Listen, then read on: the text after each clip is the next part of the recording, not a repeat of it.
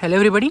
अभी आप सोच रहे होगे कि यार बोनेट ऐसे खोल के क्यों रखी है, इंजन क्यों दिखा रहे हो, लेकिन थंबनेल और टाइटल से आपको पता चल ही गया होगा कि आज जिस टॉपिक में मैं बात करने वाला हूँ वो अपना बेसिकली इंजन रिलेटेड ही है। तो इसीलिए मैंने इंजन को थोड़ा सा शो करके रखा है ताकि थोड़ी सी अपनी जो फील है ना वो बरकरार रहे। ठीक है, तो बेसिकली जो टॉपिक है वो है कि क्या आपकी कार में जो फर्स्ट सर्विस होता है उसके बाद आपकी कार के जो परफॉर्मेंस है या फिर माइलेज है उसमें कोई फ़र्क पड़ता है या फिर नहीं। क्योंकि मैं बहुत ऐसे बंदे जो नई कार ख़रीदते हैं उनसे मैं पूछता हूँ कि भाई माइलेज आपको कैसी दे रही है, तो बहुत उनमें से लोग कहते हैं कि अभी फ़िलहाल कुछ खास नहीं दे रही क्योंकि अभी तक फ़र्स्ट सर्विस नहीं हुई, फर्स्ट सर्विस के बाद अपनी वापस अच्छी माइलेज ये कार देगी।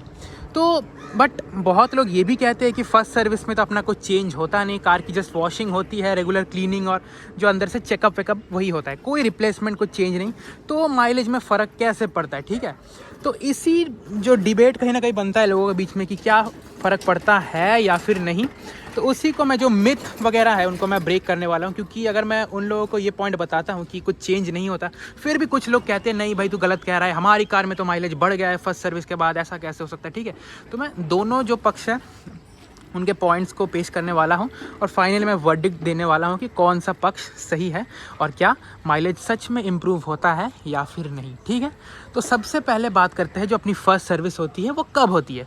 फ़र्स्ट सर्विस अपनी होती है जनरली कार की जो 1 महीना या फिर 1000 किलोमीटर्स चलने के बाद, उसके बाद अपनी जो फर्स्ट सर्विस होती है। ठीक है, तो फर्स्ट सर्विस में बेसिकली अपना क्या है, जो बाहर से वॉशिंग होती है, अंदर से सब कुछ चेकअप वगैरह, इंजन ऑयल ठीक है कि नहीं, फिर ब्रेक ऑयल वगैरह, मतलब जो बेसिकली जो चेकअप होता है वही होता है, कोई चेंज वगैरह कुछ नहीं होता। ठीक है, तो लॉजिकल बात यही है कि इस चीज़ से फर्स्ट सर्विस है, इससे अपना माइलेज में कोई फ़र्क नहीं पड़ना चाहिए। ठीक है, लेकिन फिर भी फ़र्क क्यों पड़ता है ये मैं आपको अभी बता देता हूँ।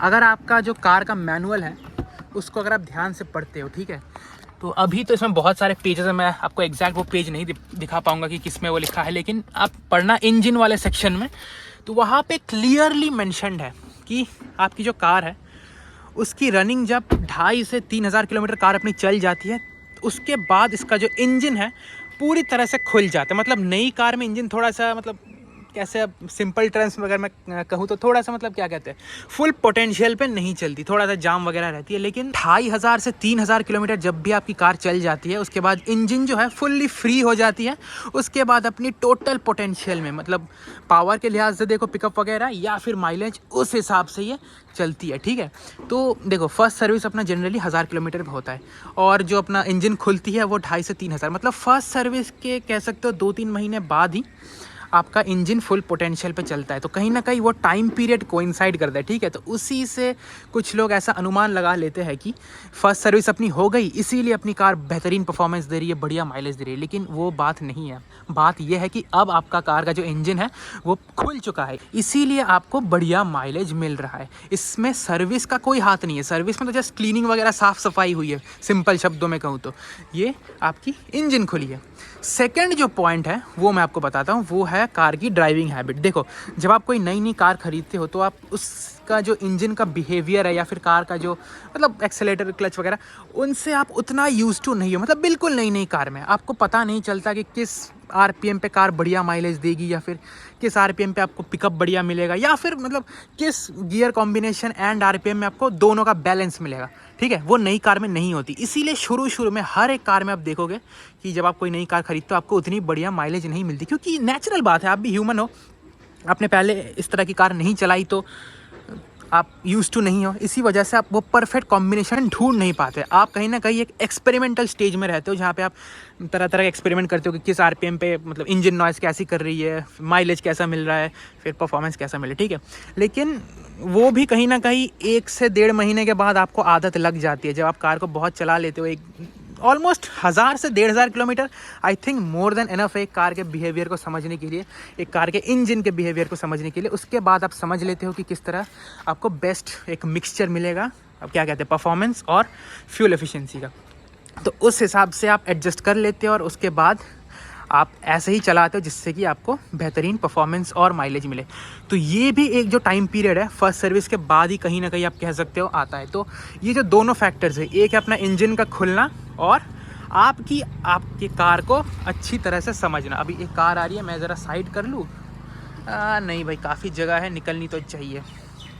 हाँ, तो ये जो 2 पॉइंट्स हैं, इंजन का खुलना एंड आपकी कार को समझना, यही 2 मेन फैक्टर्स है जो कि कंट्रीब्यूट करता है आपके कार का जो प्रॉपर मतलब फुल पोटेंशियल में माइलेज या परफॉर्मेंस है उसको बाहर निकालने में। इसमें सर्विस का कोई हाथ नहीं, मैं आपको वापस बता देता हूँ। फर्स्ट सर्विस तो छोड़ो, इवन जो सेकंड सर्विस होती है, मैं किया मारुति वगैरह की बात कर रहा हूँ, उनमें तो फर्स्ट सर्विस 1000 किलोमीटर्स पे होती है, सेकंड सर्विस 5000 पे होती है। Hyundai में आई गेस, क्रेटा का थोड़ा सा अलग सिस्टम है, फर्स्ट सर्विस आई गेस 5000 पे, सेकंड 10,000, ऐसा कुछ हिसाब है, मैं एक्जैक्टली श्योर नहीं हूँ, बट मैं इस कार की बता रहा हूँ। सेकंड सर्विस जो है वो 5000 में होती है। उसमें भी भाई ये लोग कोई चेंज वगैरह कुछ नहीं करते। फर्स्ट सर्विस में जो है बिल्कुल डिट्टो सेम काम, उसमें भी जस्ट साफ़ करते, बाहर से धुलाई, अंदर चेकअप और वॉशिंग, क्लीनिंग वगैरह, पॉलिशिंग, यही करते हैं। तो सेकंड सर्विस में भी कोई फ़र्क नहीं पड़ने वाला।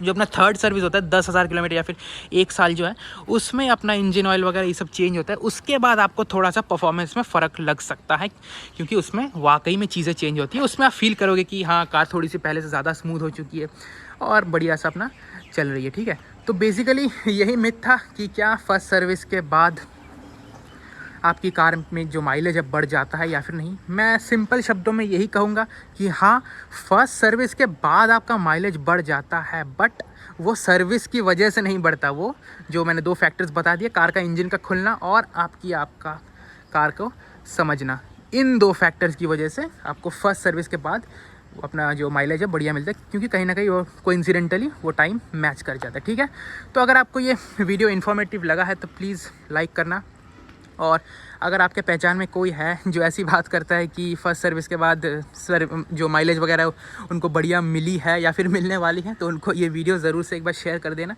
शायद उनकी भी आंखें खुल जाए और वो भी थोड़ा सा मतलब लॉजिकली बात करें। ठीक है, तो थैंक्स फॉर वॉचिंग।